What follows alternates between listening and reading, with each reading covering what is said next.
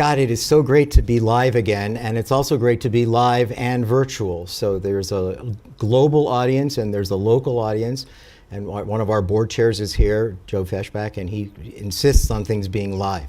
So we're doing this for you, Joe. Andrew Yang is the perfect guest here for the 92nd Street Y and Folks, because he's a man who's brimming with original ideas. The program that we run is really about honoring new ideas, original ideas, and having conversations about them. And I think it's fair to say that when he announced his decision to run for the presidency, and if you... Well, wait. So the feedback I got was president of? The United States. Well, because I was an anonymous civilian at that time, so Yes. when I said I'm running for president, literally even close friends of mine said of. Yeah, in fact, in the... Finish the sentence.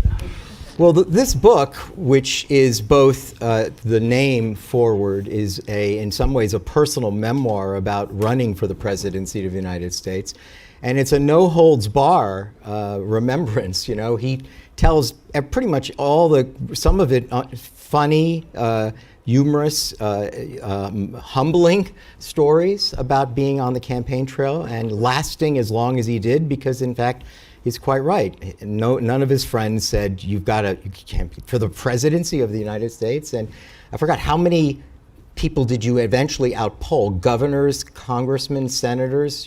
That was a big loaded field at first, right? Yeah, I think I outcompeted 14 other candidates. I made 7 national debates, raised $40 million from almost 500,000 Americans, which is very, very touching, because for an everyday American to actually bust out their credit card and donate to a candidate was really energizing and invigorating. It made me feel like, okay, these people have actually invested their hopes and ambitions for the future in me, so I'd better not let them down.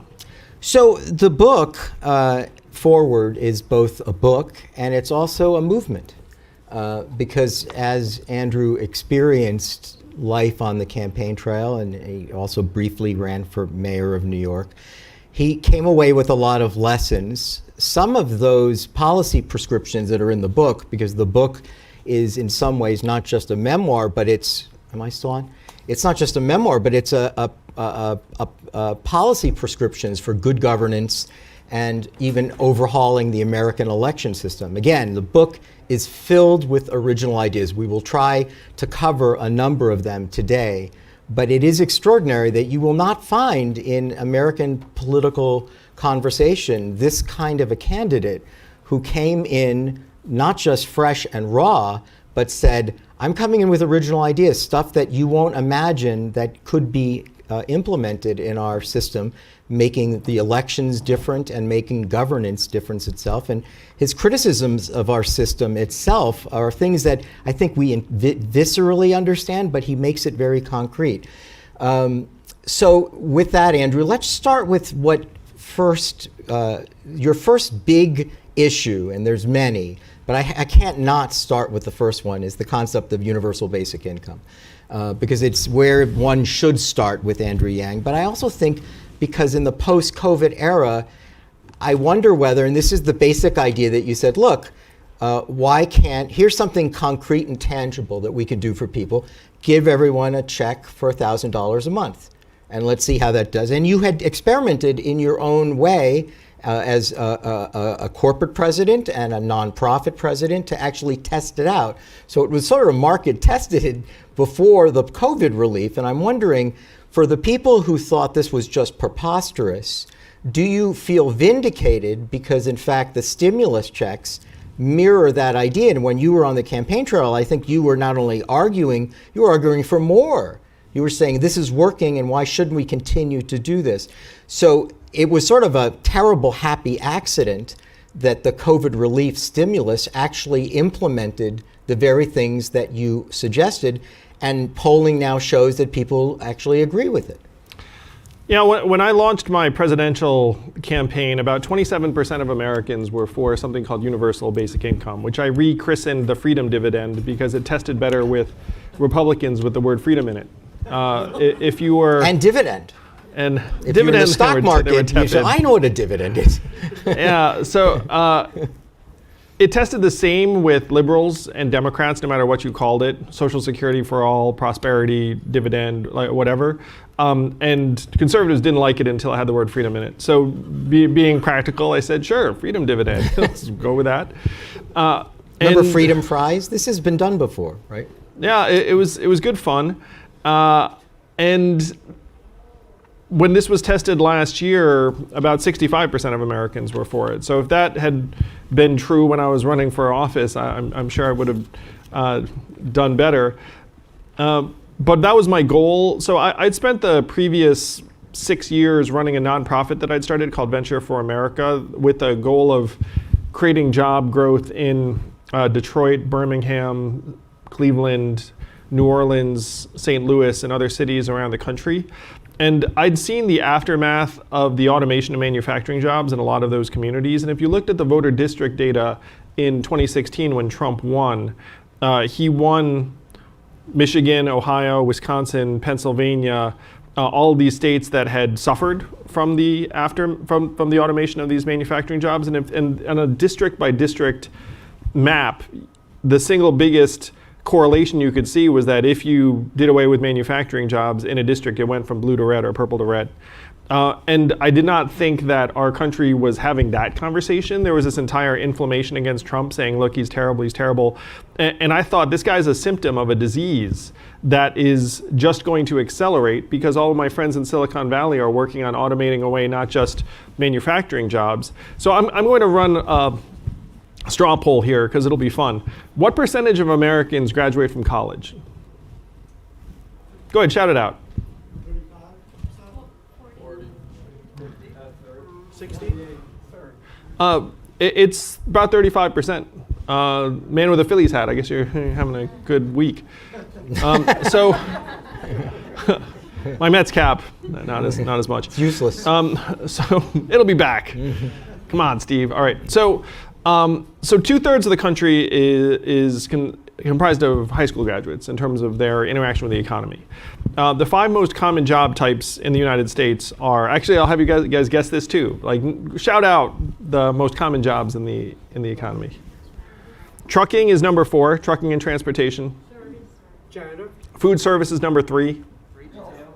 Retail is number 2. Healthcare as an industry would be, but it has lots of little jobs in it. Number 1 is clerical and administrative, which includes call centers. And you're not going to believe this, but number 5 is still manufacturing. So what proportion of American jobs falls into one of those 5? Clerical and administrative, retail, food service, trucking and transportation, or manufacturing? What percentage do you think, those 5? It's about half, 50% of those jobs. And if you look at them, you can see they're all going to shrink pretty quickly. I mean, retail, very clearly. Especially the clerical call center you talked about in the book, right? Because AI, the call centers are just now, everything is automated. Sure. I mean, when do you think Google's AI is going to be able to do the work of American call center workers, of which there are about 2.5 million, making 16 to 17 bucks an hour? I mean, probably right now, right? Like, to the extent that those workers still exist, it's because the company hasn't gotten around to automating their jobs. So these are the obvious ones, but there are dozens of inobvious ones, including in white-collar settings, like finance and insurance and law and a bunch of other industries. So we're going to be stripping away opportunities from Americans of different groups. We've already done it to a lot of folks in these manufacturing states, and that's what drove Trump into office. So I was running on this desire to mainstream the realities of the Fourth Industrial Revolution, and then what would be, to me, a policy solution, which was universal basic income, which was championed by Martin Luther King, Milton Friedman, Thomas Paine, a bunch of people before I came along. And so that was my goal in running for president. It's twofold. One, explain the economic transformation and the marginalization of American workers. And number 2, try and accelerate the adoption of universal basic income and ameliorate but mass Andrew, poverty. I just wanted you to address something, because you can mention Martin Luther King and Thomas Paine, but you're talking about a country that has always been, it's almost like a radioactive word, socialism. Right? We've had this endlessly of this discussion, FDR, the New Deal, I grew up in Miami, so among Hispanics in Miami, this is a dangerous thing. I think it's extraordinary that in this country you are introducing this idea of a handout. Now, I think most people who receive Medicare or Medicaid, Social Security benefits, they're getting a handout. But there's a large percentage of Americans that would just on principle say, we don't hand money, the government just doesn't hand people. Clearly, it was an original idea, but not one that would be obviously accepted. What I described it as is capitalism where your income doesn't start at zero. And the fact is, consumer markets function much worse if you don't have money to spend, if you have more and more people who are disconnected to the economy, which, by the way, is just going to keep happening, and the pandemic sped a lot of this up. And I would push back, though I appreciate the credit, Thane. The idea was not original. Like to the extent that there was any originality, it was in the name the Freedom Dividend and in the magical Asian man from the future running for president on it. Like those things were original. But the ideas were very much there for anyone to find. And it was a young black mayor named Michael Tubbs who said something to me. He and I were on a panel together. He said, Andrew, you can get away with saying shit that I could never say, because if the young black mayor went around saying, hey, we should alleviate gross poverty, people would be like, you're nuts. Mm-hmm. but if the tech guy is saying it, then all of a sudden people are like, oh, let's hear him out. The goal was to try and speed up our adoption of meaningful countermeasures to an economic transformation that's just going to speed up. Right. How did I do? You did great. Let me just ask you though, the numbers now show that more people support this. Yes. Would they have supported it had the coronavirus not hit and people were receiving? In other words, are we in the mood for this idea because we started receiving checks during the pandemic? And if in fact it doesn't matter, it's been, as you say in the book, normalized, right? If in fact it's been normalized, what has to happen next? Does Andrew Yang have to actually get elected to something? Because there's so many policy prescriptions in here, and we're going to get to some of the things about it. Does seem like in our system it's a little intractable. You have original ideas, but you're up against a world that is locked in to a way of doing things, and you've presented so many different ideas. I'm not sure that they can deal with all of them, and there's incentives against them.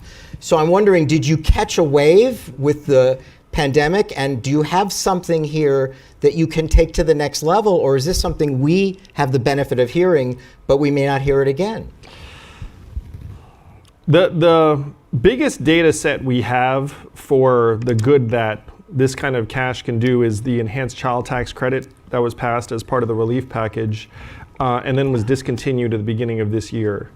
And something like 174 economists signed a letter saying we should keep applying this enhanced child tax credit because all of the data says that the families are spending money on food, fuel, school supplies. It brought millions of American kids out of poverty.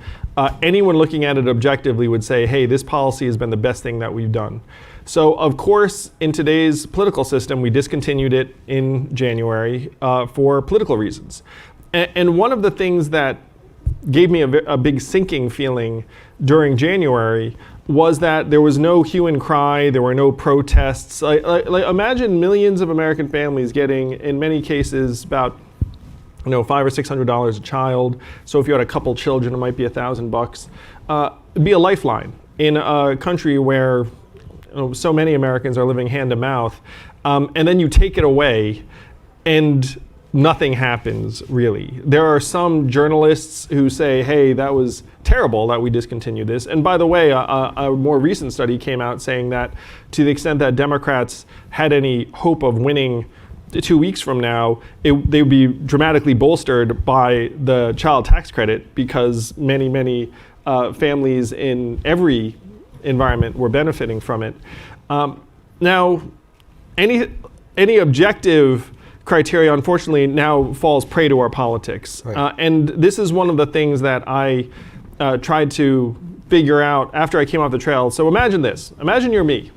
You come off the trail in February, March 2020, and your campaign exceeded expectations, but you still feel despondent about the direction of American politics. You still feel like we're heading towards disaster, which many of you probably sense on some level, and there are different reasons why you think that we're heading towards disaster, but we are.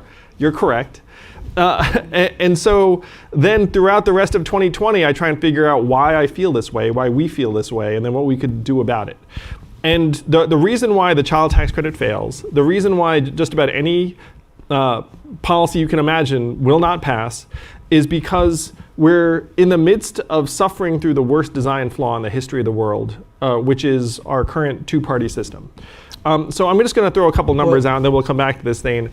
What do you think the approval rating is of US Congress as we're here together tonight? 9%. I'm anchoring you low. It is quite low. It's between 20 and 28%. So 3 out of 4 Americans unhappy with what's going on or not going on in Congress. What is the re-election rate for individual members of Congress? 90%.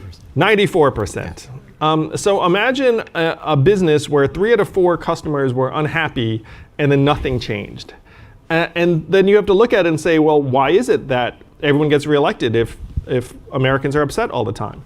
And the reason is that in 90% of the district races around the country, it is uncompetitive in the general election. You know it's going to be a Democrat or Republican.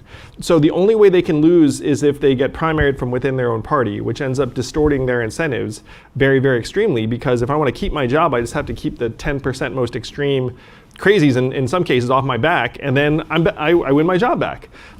If I compromise, what happens? I get attacked from within my party. I'm ideologically impure. Right. I worked with the enemy. It was a US senator who said to me, an issue is worth more to us unaddressed than addressed. Because if it's unaddressed, I can get you mad, I can get votes, I can raise money. If I reach across the aisle and solve it, then I take a beating, my job security goes down, I might lose my job forever. So that is why we all feel the way we do. We are being set up to fail by a system that has these incentives that actually will reward bad performance and polarization as opposed to any form of problem solving or solutions, including the child tax credit. So I'm going to come back to that. Let's go to some things. I want to go a little off the book, things that I don't think people talk about as much with you, but I thought were really important and were really original.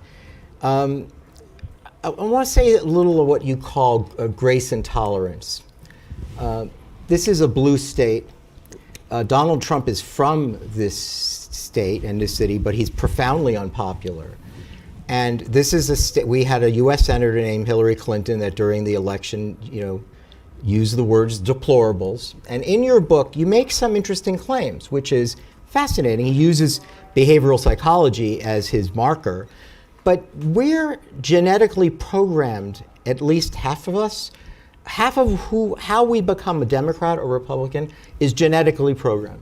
You're born either a Democrat or Republican from birth. And this comes out in this book. And so one of the points that he raises, which I thought, again, in this era, we don't see Democrats who are at least from the progressive side say this, where you're saying that the idea of recognizing that there's 77 million people who voted for Donald Trump and thinking of them as only, you're saying, at one point you said, it's the only discrimination that is acceptable today.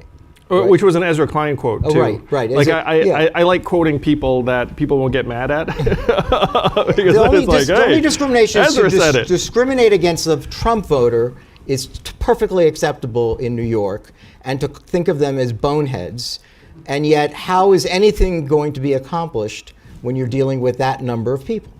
Yeah, and this is... And you call it grace and tolerance.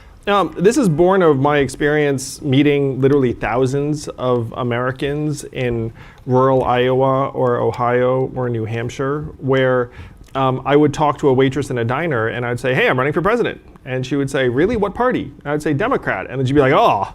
And I'd be like, what did I say? Like it's like I just turned purple So I got that reaction from many, many Americans, and I also met many, many Trump voters who were just desperate. who felt like their kids are going to be worse off than them, and they're looking up and they think that politicians are corrupt, and they're patronized and condescended to by the media. And so they just said, look, this guy's a rock thrower and a bomb thrower, but at least he's not one of these corrupt, captured politicians, which, by the way, is one reason why 42% of my supporters said they weren't sure they were going to support the Democrat in the general, because they sensed in me the same anti-establishment nature. They didn't feel a second choice was for them in the Democratic Party. This one woman said something that really touched me, where she told a pollster, she said, if not Trump, Yang. And then the pollster said, why Yang? And she said, he's the only one who doesn't seem like he's judging me. They just feel very judged by the media and a lot of the Democrats who they see running. And they're voting for Trump for a host of reasons. Now, I obviously, think Trump should be nowhere near the Oval Office and ran against him. But when I ran against him, I didn't rail against him as my primary messaging. When I would talk to people, I'd just say, okay, like, why are things going so poorly here? And I do want to speak to this, because this is part of the disease we have to counter. I spent months in Iowa. Iowa was a bellwether state. How recently? Like, Obama won it in the general. Iowa, Missouri, Ohio, all were the quintessential swing states. Remember this? Now all of them are +8, +9 Republican. And when you go to Democrats and say, hey, what's going on in Iowa, Missouri, Ohio, what's the response you get? Don't worry about it. We're trading them for the more diverse states of Georgia, Nevada, and Virginia. So what happens in those states, immaterial to us now. So there are all of these people who fought and bled for the Democrats in those states who just feel abandoned. Written off. Written off. And by the way, those states are majority white, industrial, Midwestern states. And so you see this polarization. It's in part because the political interests are not around improving anyone's life.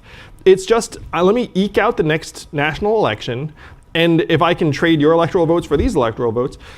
So if you spend a lot of time in Iowa, Ohio, Missouri, you start to feel really disheartened for those people. And then when they turn to Trump, or frankly the successors to Trump, because anyone who thinks Trumpism is going to fade when Trump is gone is going to be very, very disappointed. Like, Trumpism is going to metastasize into something even nastier than Trump, potentially. And that's, it's impossible to imagine. You're like, how could it be nastier than Trump? But I believe that this is what lies ahead. But you said something a moment ago, and it was said offhanded, but I think it comes up in the book a lot, which is, I don't think Trump should be in the Oval Office, but I didn't campaign against him, right? I didn't go negative against him. Well, I didn't trash the people who voted for him. Right, well, that's right. And I think in the book you point out, again, you did things in the campaign, and you're pointing things in the book that are counterintuitive to the way we experience them on cable news. Because, for instance, you say in the book, going negative is exactly what cable news does. They want to hear your politician, the person you want to vote for, be negative against everyone else, right? Not about offering anything, but going negative. And that's why I want to get into this next subject, because you do a very good job of talking about that we don't have an agreed set of facts anymore, right? As a country, it's absurd that we all walk around with our own facts, and that it's corrupted by the way we receive information, and it's also corrupted by the way entities like Google and Facebook gather our information, right? Target our information. So, I'm reminded when I'm older than pretty much everyone in this room, but when I was a little boy watching Walter Cronkite, there was only 3 stations. I remember too. There was you were in diapers. No, I was there, and then Fox came up, right, and it had The Simpsons and Married with Children. It was like the only programming. No one knew what party Walter Cronkite was voting for. It would never occur to anybody. They wouldn't possibly have known anything like this. And today, and the way you describe it, it's very interesting, because people, we're both lawyers. The end of the fairness doctrine really had a lot to do with this, because it gave birth to Fox and MSNBC and CNN and Newsmax, where you have these ideological, agenda-driven, partisan enterprises that are really sort of telling you what to think instead of giving you objective news, and are attracted to negative things. Yeah. Right? They're attracted to candidates that make jokes about other people or attack their opponents. So when a moment ago you said, in this room you think, what do you mean? Of course you would have attacked Donald Trump. And I said, you just said a moment ago, actually I didn't attack my opponents. That's not what I did. I was doing something else. Again, that's not something we're used to. We weren't used to someone like you that said, I'm not going to spend my time attacking my opponents. I'm going to offer you something new. Yeah. So the political incentives I was describing before are compounded now by the fact that media organizations separate us into ideological tribes, because they found that if you give an audience what they want, then they'll come back. Like it's pretty simple. And then social media pours gasoline on the whole thing. Now, about 42% of Democrats regard Republicans as corrupt and a threat to the country. And shocker, the same percentage of Republicans feel that way about Democrats. And there are very few news sources that you can identify where you don't know which team they're on at this point. So when Thane was talking about the different facts that we have, the internet has taken those 3 TV channels and the uniform public discourse and then splintered it into 1,000 pieces. And the relationship with the media now falls along partisan lines. And the things to know, it's like it's not left versus right at this point anymore. It's outside versus people on the inside, where it's people who don't think institutions are working for them versus the people that do. If you look at trust in media and map it along partisan lines, 69% of Democrats have a high trust in media, think the media plays it straight. You go to Republicans, it goes down to 15%. They think that the media is full of shit, and including even some of their own, like that. And then if you ask independents, it's 39%, which falls right in between. So when you wonder how the heck there are all these election deniers and people that believe in these conspiracy theories, what's happened is that they've had their trust in institutions totally fractured. And then if a YouTuber or someone on Facebook's like, hey, like here's the dirt, here's the skinny, and they're lying to you, not just then they eat it up because they say, like, I knew it, because they lost faith some time ago. But also because of the internet and social media, they're given a multiplicity of options. And right? also the various influencers profit from being more virulent and sensationalistic. In fact, you gave a statistic that what goes viral is violence or negative. Yeah. If it's negative or violent, it goes viral. If it's positive and not violent, no one's really interested in it. It's 1/8 as viral if you say something positive. It's eight times more likely to spread if it's untrue. So if you want to get more followers, just lie your ass off, and then you'll see your followership grow pretty quick. So it becomes almost impossible to get an agreed set of facts because there are so many competitive sources out there giving the various versions of it. But there's something in your book that I want you to address that no one thinks about, which is the effect on the end of the local newspaper. Oh yeah. Like that's something that's in your book that I thought was a very original idea. We all, at least my generation, there were lots of newspapers, and they were local newspapers. And what was the number you said? How many thousands of newspapers? 30,000 reporters lost jobs. And 2,000 newspapers. 2,000 newspapers went away. And when that happened, there's actually no local reporting, which also makes it harder to run for Congress.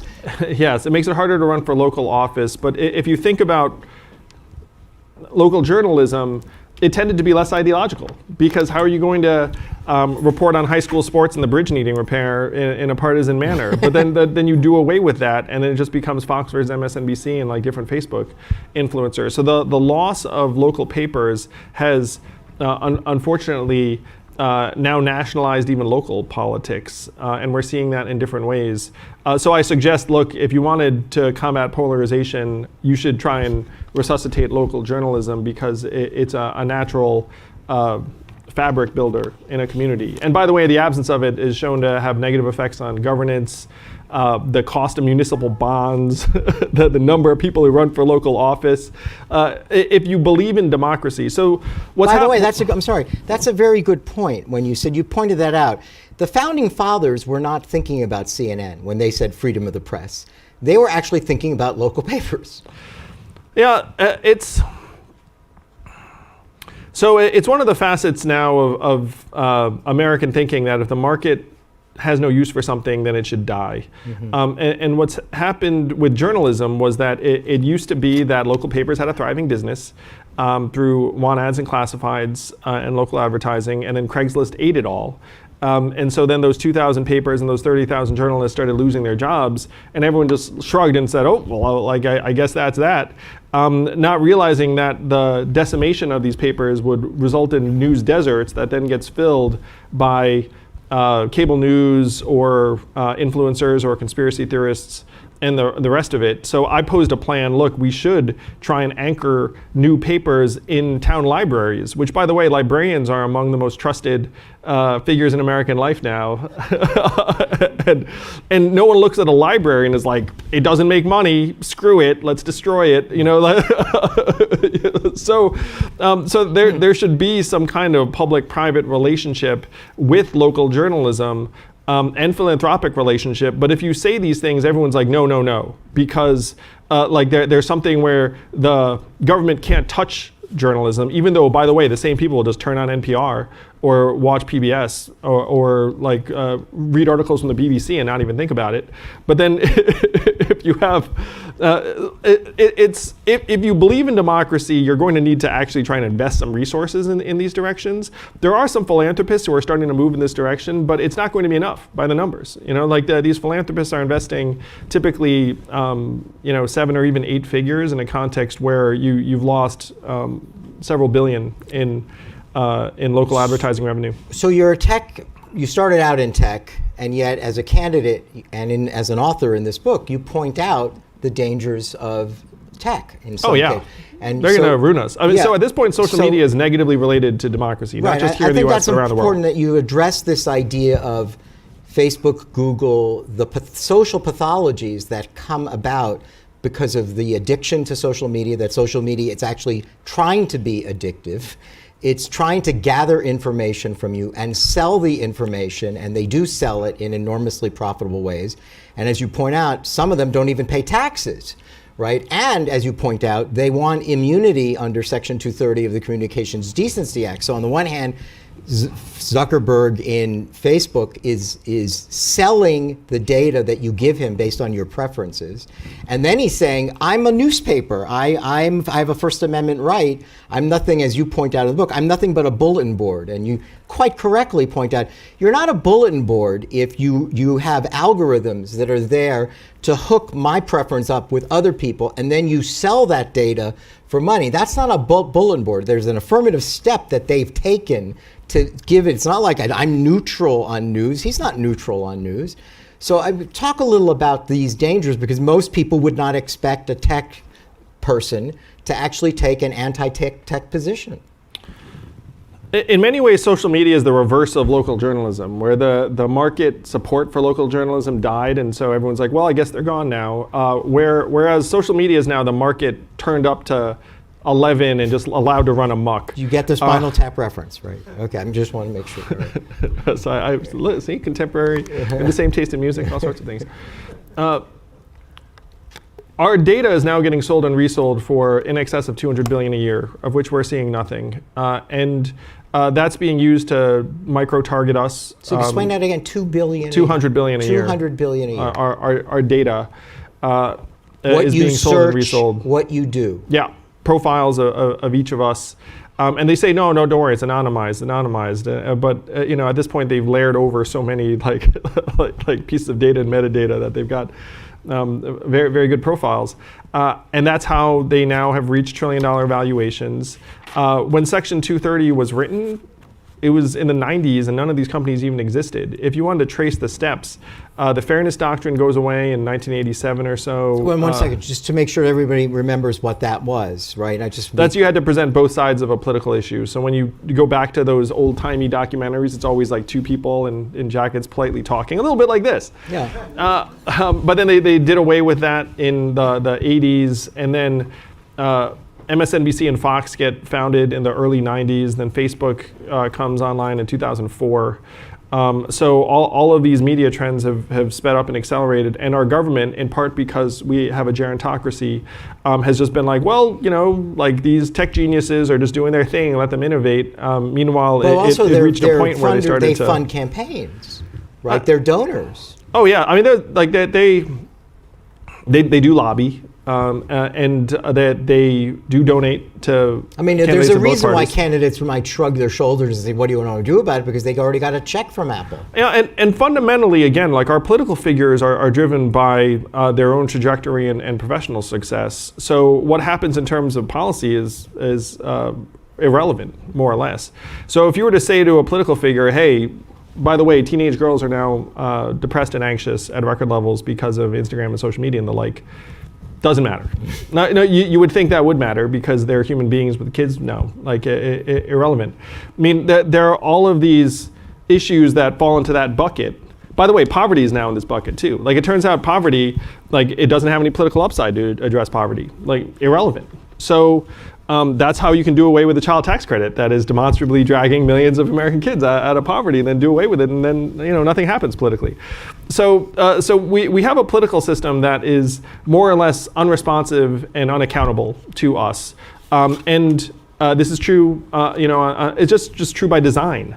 And you're being told, look, the problem is those people over there who you disagree with on various issues, and really they're grasping for like a life preserver, trying to do something. Like there are people on both sides that are grasping, but at this point we're being played against each other ideologically because that's the setup.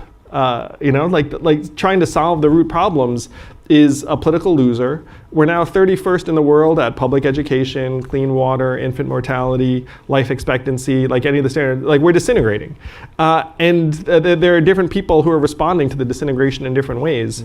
But the disintegration is, again, more or less irrelevant to political figures. So let's pick up on that idea. Another original idea is, and there are probably some people here that are familiar with the stock market or work on Wall Street, the way we measure things of success as a government, GDP, we take for granted that GDP is the key thing. Or you hear this all the time. Certainly Trump supporters said, there was a booming stock market, right? You hear the word booming stock market all the time. And you're saying, well, wait a minute, maybe there should be something called human capitalism. How do you humanize the economy? And what is it that we measure? We just decide in GDP to measure certain things, but we can measure other things. And then we could actually have a report card for how the government is actually achieving in certain levels of measurement. And you say that Democrats could have a list of what they think we should measure, right? I mean, that it doesn't have to be two things, that we can measure more things, but in the end, it measures human fulfillment. That's what it should be measuring, not maximizing corporate value, shareholder value, but maximizing human value. And I don't know anyone who's saying this. So go ahead. Oh, well, thank you, Thane. So my idea, not that complicated, is just to have a dashboard up in the halls of Congress showing various measurements for how Americans are doing. Then you could point to it and say how your policies are moving things in the right direction. But you're saying like suicides are down, right? If you said things like that, right? Yes. Or most recently, I'm a parent. I've got a 9-year-old and a 7-year-old. The fact that our country's kids' reading and math scores just went off a cliff over the last 2 years. I mean, that's unconscionable. We're going to be trying to dig out of that. We've ruined so many lives, and we're looking at it now. And then if you play out what that's going to mean generationally, it's devastating. So we should have that as a measurement, I would say, and then hold our leaders accountable and say, hey guys, we'd really love it if our kids start learning better. Let's have that be one of the standards of whether you win office or not. But in this system, again, you have a 94% re-elect rate because 90% of the districts are uncompetitive. So they don't need to worry about it. Like there's no real need to compete. So what you do is you just have some performance baselines. You ask your legislators, look, just point out whatever measurement you're going to work on and improve. Like I almost don't care which one, as long as you hold yourself accountable to some performance. And then you replace this party primary that disproportionately empowers the extreme 10 to 12% of voters who are now ideological and not terribly reasonable, certainly on one side, and you could argue for the other side. and replace it with nonpartisan primaries and ranked choice voting so anyone can vote for anyone of any party, which, by the way, they rolled out in Alaska in 2020. And then you saw all the headlines last month, which were what? Sarah Palin loses, Mary Peltola, the native Alaskan, wins. Mary Peltola had 9% in the first round of that election. Like in a conventional system, she goes nowhere near the halls of Congress. Overlooked, Lisa Murkowski made it back through the primary too as the only Republican senator who voted to impeach Donald Trump, who's also up for re-election this year. If you look at the 10 House Republicans who voted to impeach Donald Trump, how many of them made it through the primary? 2. And those 2 had a funky jungle primary system where the top 2 of any party got through, and they may or may not win their general. Do you think Republicans didn't notice this? Like any Republican who voted to impeach Trump, their career ended. And so Lisa Murkowski's career does not end. Why? Because Alaska actually did away with their party primary. If there was a Republican primary, Lisa Murkowski's career is over. And by the way, if they had a Republican primary, maybe Lisa Murkowski doesn't vote to impeach Trump, because she would know that her career is over if she votes to impeach Trump. So anyone who's like, oh, Andrew, like the two-party system's carved in stone, it's like, look, Alaska already made this move. You know how much that ballot initiative in Alaska cost in 2020? $6 million. So do you think it would be worthwhile to make similar investments in 24 other states that all have ballot initiatives? By the way, this ballot initiative is on the ballot in Nevada in 2 weeks. They could do away with their party primary and give rise to like a whole, the biggest thing is like, look, even if the same humans win office in this new system, they actually have to deliver to win office again, because they'll have to come back and say, look, I need to convince 51% of you I'm doing a good job. It's not just these 10% on the side, or if I just throw them some ideological red meat, they'll just like stay off my back. I actually have to deliver. And so this is the way out to try and introduce this scoreboard that our leaders should be accountable for. Because by any measurement, our way of life is going down the tubes. So quickly just explain, because we're in New York and we actually have ranked choice voting, right? Yes. But I'm not sure everyone is familiar with it. One of the reasons is that you said only 20% of the people vote in primaries, right? So we have a system that's not set up to elect someone, certainly with a lot of original ideas and who isn't an incumbent, and who is coming from not one of the parties and abiding his time and being loyal to the party. I mean, you've described this with Lisa Murkowski, but I think it's important to point out the overhaul that you're contemplating, right? Open primaries, just if we can just briefly talk about how that would work in practice and why that would make a big difference. Sure. So I could continue to use Alaska as the example. So in the Alaskan system now, voters can vote for anyone of any party in the primary, and the top 4 get through as determined, and the winner's chosen by ranked choice voting, which if you're not familiar with ranked choice voting, you can rank more than one candidate, and if no one gets 50.1%, then the votes for the weakest candidate get reallocated based upon their second choice, and this process gets repeated until someone gets over the finish line with a majority. There's so many positives to this process. One is that you can vote for anyone you want without fear of wasting a vote or spoiling anything.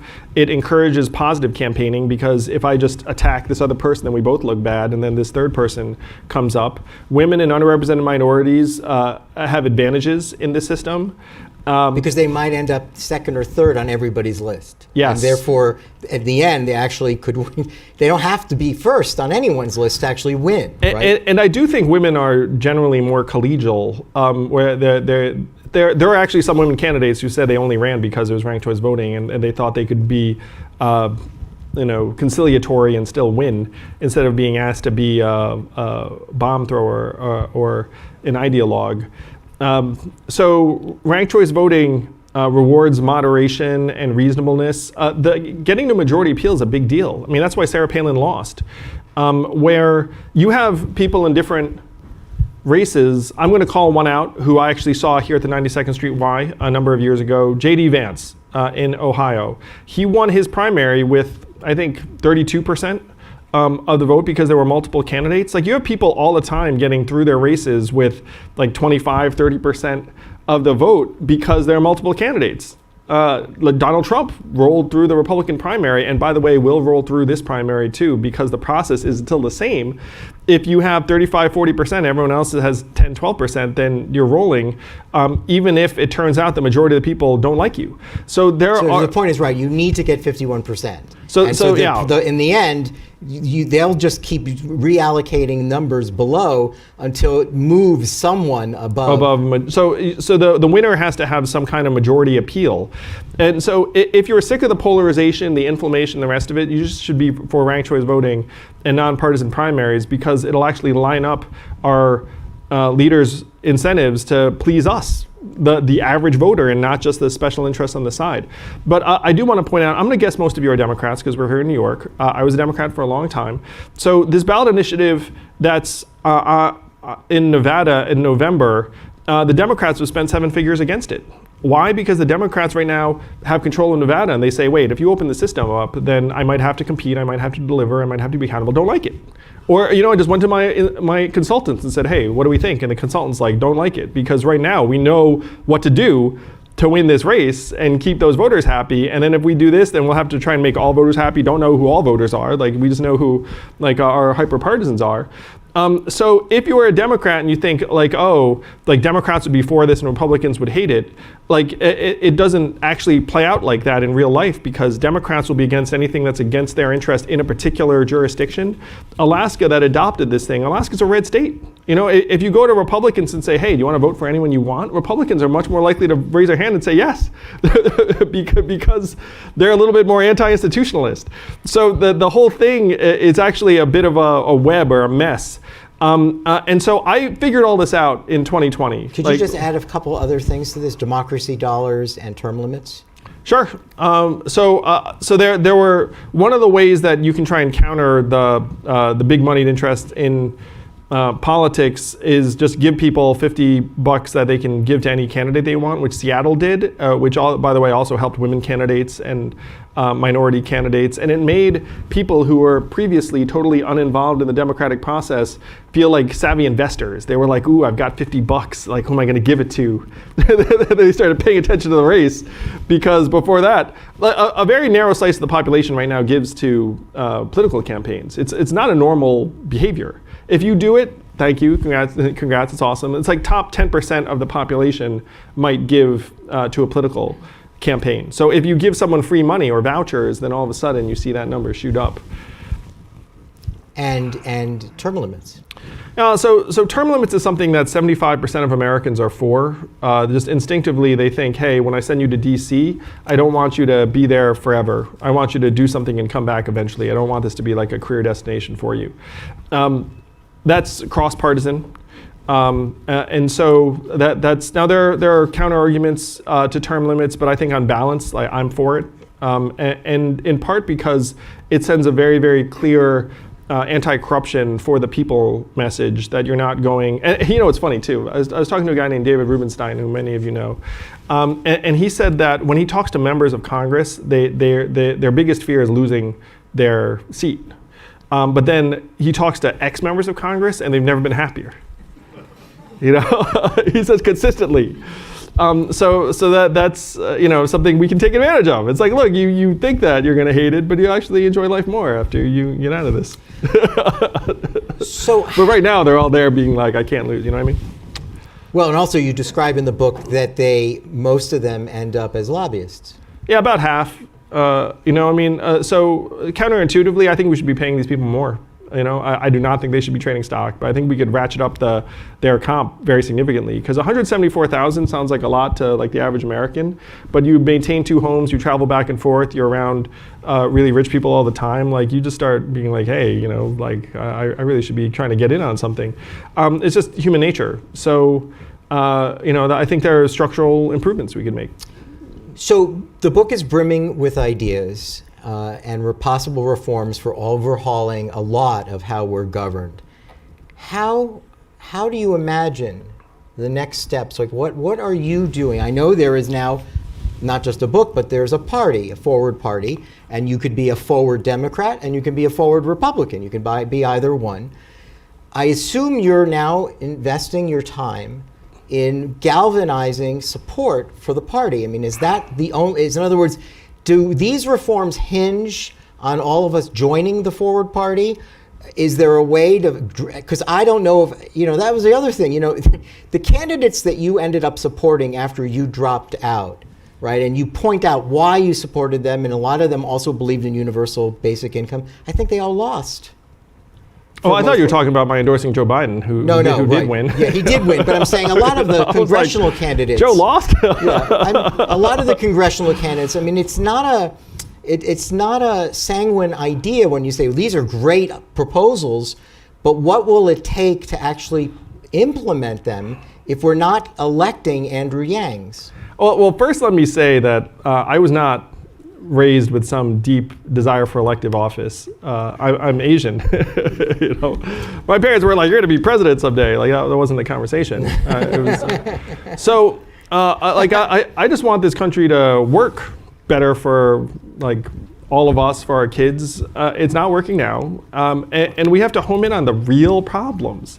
The real problems are not that there are these Americans in another part of the country who we disagree with on this and that. It's that we have this system that actually gets rewarded by agitation and inflammation and anger and despair, and increasingly incoherent ideological conversations, while our communities are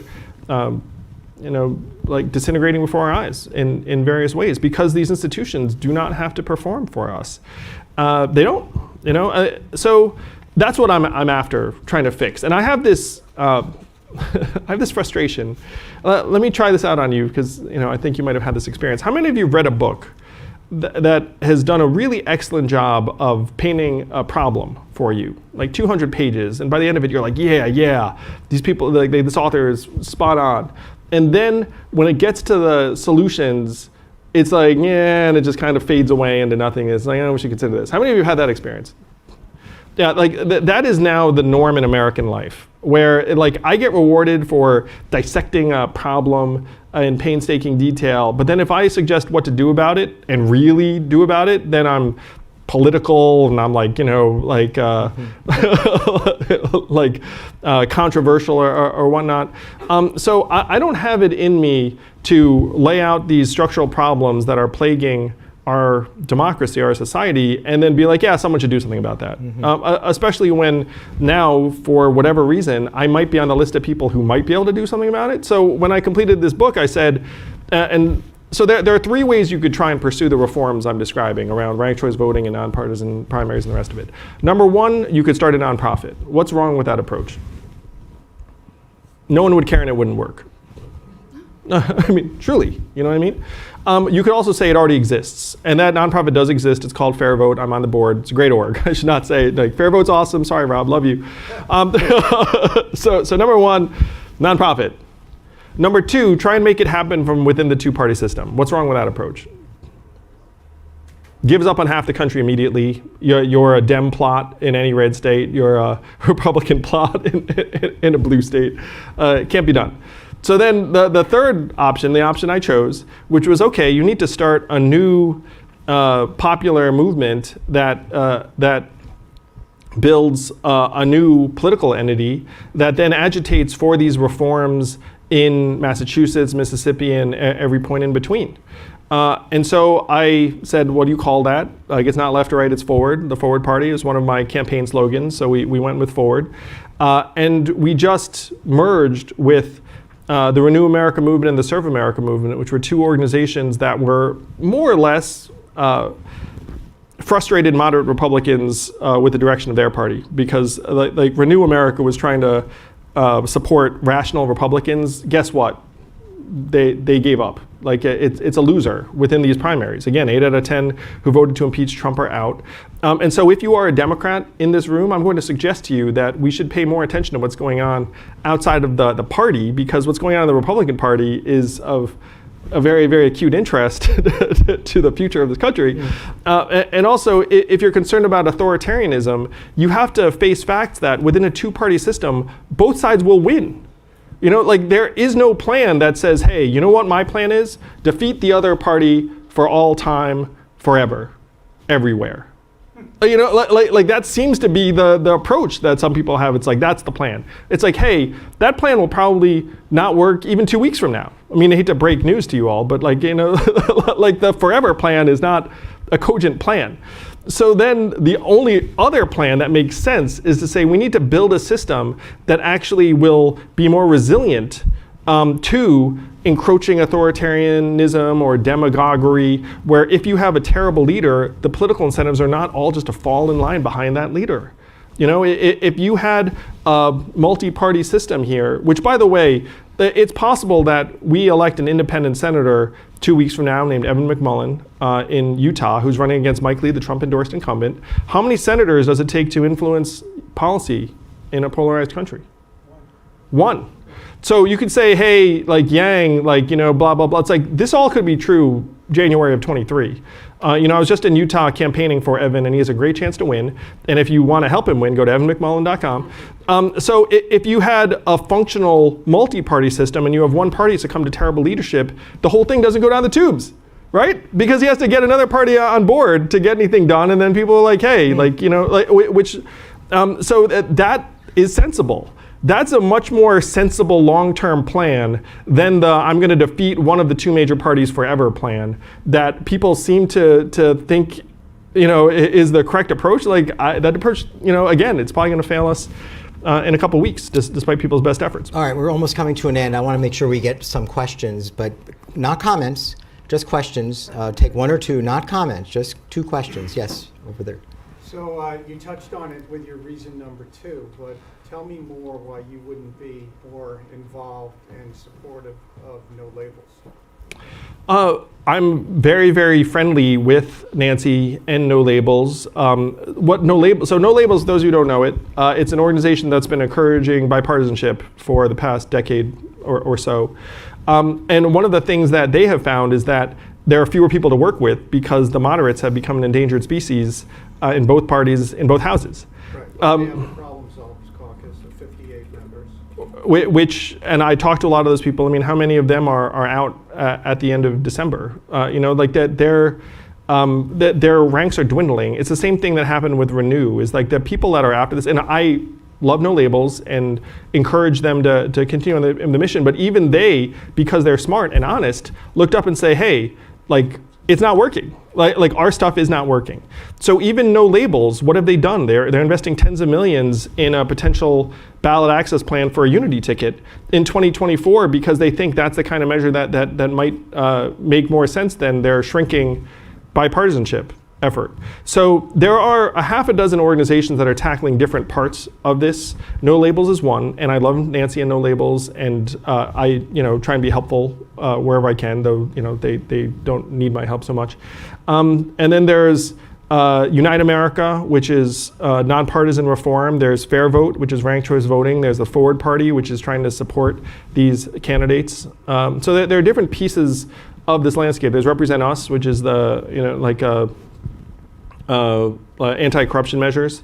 There has been consolidation in this space. Like we ourselves are the result of consolidation among 3 organizations. Unite America has been consolidating a lot. Now you could take all of the key people of these organizations and fit them into a very large room. And that is, to me, the problem, that you need to eventually fill a stadium. Now, if you can fill a stadium, then you have a chance to bring our democracy back from the brink, because you do not need 51% of Americans to get on board with these measures in this plan. You only need 5 to 10%. Just like you only need 1 US senator in a polarized country, you only need 5 to 10% of American voters to create this wedge in the middle. So love No Labels, work with them wherever I can. And please continue to, sing Nancy's praises, because she's a boss. Andrew will stick around and sign some books. You should get this book and you should tell your friends about it. Andrew, thank you for reinvigorating our democracy and once again reminding us what representative democracy means and how we've lost sight of it. Thank you, Andrew. Thank you, Dane. Appreciate it, everyone.